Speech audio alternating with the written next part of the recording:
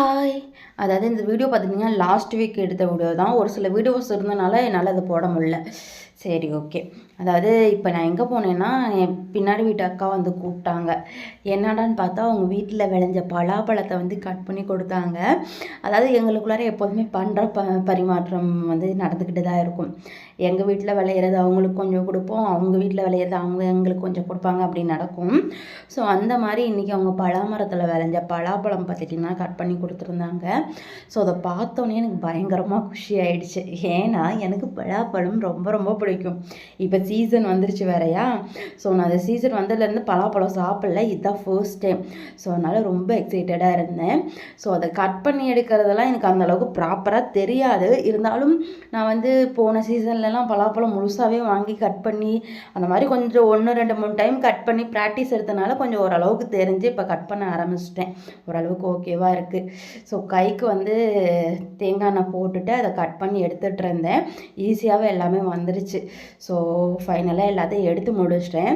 எனக்கு வந்து மொத்தம் ஒரு 12 சொலை போல் கிடச்சிச்சு. ஸோ அந்த சொலையை பாருங்களேன் எவ்வளோ பெருசு இருக்குன்ட்டு. நான் அதை உங்கள்கிட்ட காட்டுறேன்னு சொல்லிட்டு நான் பொங்கல் வச்சுருப்பேன். அதுக்கு நல்ல வேலை கீழே விழலை, எப்படியோ பிடிச்சிட்டேன்.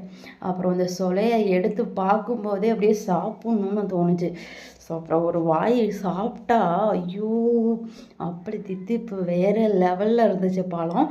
ஸோ இந்த வருஷத்தோட முதல் பலாப்பழம் நான் வந்து சாப்பிட்டுட்டேன். ரொம்ப ரொம்ப ரொம்ப சூப்பராக இருந்துச்சு. நல்லா என்ஜாய் பண்ணி பார்த்துட்டிங்கன்னா சாப்பிட்டேன். ஸோ பக்கத்து வீட்டு அக்காவுக்கு ஒரு நன்றி இந்த வீடியோ மூலமாக. அப்புறம் அதெல்லாம் சாப்பிட்டுட்டு ஒரு 10-10:30 இருக்கும். போயிட்டு மேலே வந்து அரிசிலாம் காய வைக்கலான்ட்டு நானும் எங்கள் அம்மாவும் கிளம்பிட்டோம். எங்கள் அம்மா அரிசி வாஷ் பண்ணிகிட்டு இருந்தாங்க. நான் வந்து ஓரமாக போய் ஒண்டிக்கிட்டேன். காம்பவுண்ட் ஓரமாக கொஞ்சம் நிழல் இருந்தது, அந்த தென்னை மரத்து நிழல். அங்கே போய் ஒண்டிக்கிட்டேன். ஏன்னா வெயில் மண்டையை பொழக்குது. ஸோ சம்மர் டைமில் தானே இந்த மாதிரி காய வச்சு நம்ம அதெல்லாம் பண்ண முடியும். ஸோ அதனால் பண்ணிக்கிட்டு இருந்தோம். அப்புறம் அந்த பேக் வீட், அதாவது பின்னாடி வீட்டு அக்கா கொடுத்தாங்கன்னு சொன்னல பலாப்பழம், இந்த மரத்தில் இருந்த பலாப்பழம் தான். பாருங்கள் இன்னும் மரத்தில் இருக்குது. ஸோ இன்னும் கொடுப்பாங்கன்னு நினைக்கிறேன், பார்க்கலாம். இல்லை கொடுப்பாங்க, எப்போதுமே கட் பண்ணாங்கன்னா கொடுப்பாங்க. நாங்களும் அது மாதிரி தான். எங்கள் வீட்டு வாழை தவறாரில் எப்போ தவறு போட்டாலும் நாங்கள் கொடுப்போம் அவங்களுக்கு. ஸோ அந்த மாதிரி ஒரு சில விஷயங்கள்லாம் சேஞ்ச் பண்ணிக்குவோம். நாங்கள் பண்ணுற பரிமாற்றம் நடந்துக்கிட்டே தான் இருக்கும். ஸோ அப்புறம் எங்கள் அம்மா அரிசியை கழனி பிடிச்சி காய வச்சுட்டு இருந்தாங்க. அடுத்து நான் வந்து கோதுமை வாஷ் பண்ண ஆரம்பிச்சிட்டேன். கோதுமை எங்கள் ஊர் சைடில் ரேஷனில் போடுவாங்களா, ஸோ அதை தான் அரைச்சி வச்சுக்கிறது. ஏன்னா கடையில் வாங்குகிற கோதுமையெல்லாம் பார்த்துட்டிங்கன்னா மைதா கலந்து இருக்குது. அது வாங்கினோம்னா ஒரு மாதிரி சாப்பிட்றதுக்கு ஒரு ஃபீலே கிடைக்க மாட்டேங்குது. நல்லா இல்லை, எனக்கு பிடிக்க மாட்டேங்குது அது என்னமோ. அதனால் இந்த கோதுமையை வாங்கி என்ன ஒரு 10-15 டைம் நல்லா வாஷ் பண்ணிட்டோம்னா நீட்டாகிடும் கோதுமை.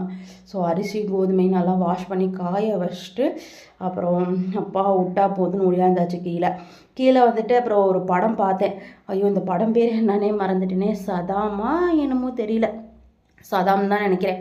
Horror movie. எனக்கு ஹாரர் மூவி பார்க்குறதுக்கு ரொம்ப பிடிக்குமா. இது ரொம்ப பயம்னு சொல்ல முடியாது, ரொம்ப பயம் இல்லைன்னு சொல்ல முடியாது. மீடியமாக நல்லா இருந்துச்சு படம் பார்க்குறதுக்கு. இப்போ ரீசெண்டாக ரிலீஸ் ஆன மூவி தான். ஸோ அதை பார்த்துட்டு அதுக்கப்புறம் பார்த்துட்டிங்கன்னா சரி ஓகேன்னு சொல்லிட்டு மதியம் சாப்பிட்டுட்டு ஈவினிங் போல் அடுத்த வேலையை ஸ்டார்ட் பண்ணியாச்சு. Cleaning process. எங்கள் சைடில் இருக்க தோட்டத்தை வந்து எங்கள் அம்மா எல்லாம் ரெடி பண்ண ஆரம்பிச்சிட்டாங்க. ஏன்னா அந்த வாழை மரம் எப்போதுமே அந்த குட்டிக்கான சைடில் வளருது இல்லையா, அதை வந்து வெட்டி விட்டு அதுக்கப்புறம் ரெண்டாவது அது வளரும்போது தான் வந்து நல்லா தார் போடுவோம் என்னமோ சொல்லுவாங்க. அது என்னன்னு எனக்கு தெரியல. ஆனால் அந்த ப்ராசஸ் தான் எங்கள் அம்மா பண்ணிகிட்டு இருந்தாங்க.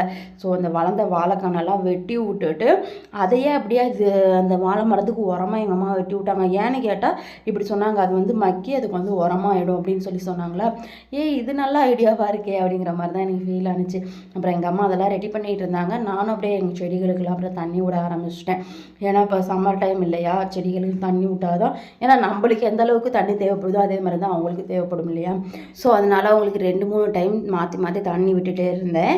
அப்புறம் எங்கள் வீட்டில் ரொம்ப செடி மரங்கள்லாம் இல்லை, கம்மியாக தான் இருக்குது. எனக்கு ஆனால் நிறைய வைக்கணும், இருக்கிற கொஞ்சம் இடத்துலேயே ஃபுல்லாக வைக்கணும்னு ரொம்ப ஆசை தான். ஆனால் என்ன, கீழே மண்ணில் கை வச்சாலோ இல்லை அது சம்மந்தப்பட்ட விஷயங்கள்ல ஏதாவது மண் சம்மந்தப்பட்ட விஷயங்கள் எது பண்ணாலுமே எனக்கு வந்து அலர்ஜி ஆகிடுது. கையெல்லாம் அந்த சைடில் கை விரல்களுக்கு இடையிலலாம் கொப்பளம் போட்டுட்டு அது அப்படியே ரொம்ப அரிப்பாயிடுது. அதை நான் என்னால் கண்ட்ரோல் பண்ணாமல் சொரிஞ்சு விடுறேன்னா எரிஞ்சால் அது புண்ணாக போயிடுது, அது ரொம்ப அலர்ஜி மாதிரி ஆகிடுதுன்னு தான் நான் அதை பண்ணாமல் இருக்கேன். இல்லைன்னா எனக்கு ரொம்ப ஆசை நிறைய செடிகள் மரங்கள் வளர்க்கணுன்ட்டு. அப்புறம் தண்ணி விட்டுருந்தேன்னா, ஸோ எல்லா செடிக்கும் அப்படியே வந்து பார்த்துட்டிங்கன்னா இலையெல்லாம் கொஞ்சம் காஞ்சி அழுக்கான மாதிரி இருந்தது. ஸோ அதை அவங்கள அப்படியே குளிப்பாட்டிகிட்டு இருந்தேன். அப்படியே இந்த தண்ணி அடிச்சு விட்டு அந்த இலைகள் பார்க்குறதுக்கு அவ்வளோ அழகாக முத்து முத்தாக தண்ணி இருக்கும்போது பார்க்குறதுக்கே அப்படியே கண்ணுக்கு குளிர்ச்சியாக இருந்தது. அவங்களும் குளிர்ச்சியாகட்டும், நம்ம கண்ணும் குளிர்ச்சியாகட்டும் அதை பார்த்து அப்படின்னு சொல்லிட்டு அந்த செடிகள்லாம் குளிப்பாட்டிகிட்டு இருந்தேன். அப்புறம் ஃபைனலாக எல்லாத்துக்கும் தண்ணி விட்டு முடிச்சுட்டு ஒரு 4:35 இருக்கும்னு நினைக்கிறேன், ரைஸ் மில் கிளம்பிட்டேன். அரிசி கோதுமை நல்லா காஞ்சிடுச்சா, சரி அந்த சூட்டோட அரைச்சிட்டு வந்துடலாம்னு சொல்லிட்டு அப்புறம் போனேன். கரண்ட் 5:30 மணிக்கு தான் போகணுன்னாங்களா, சரி ஓகேன்ட்டு போய் அரைச்சிட்டு அப்புறம் வீட்டுக்கு வந்தாச்சு. சரி, இன்னொரு வீடியோ பார்க்கலாம். Tata, bye bye.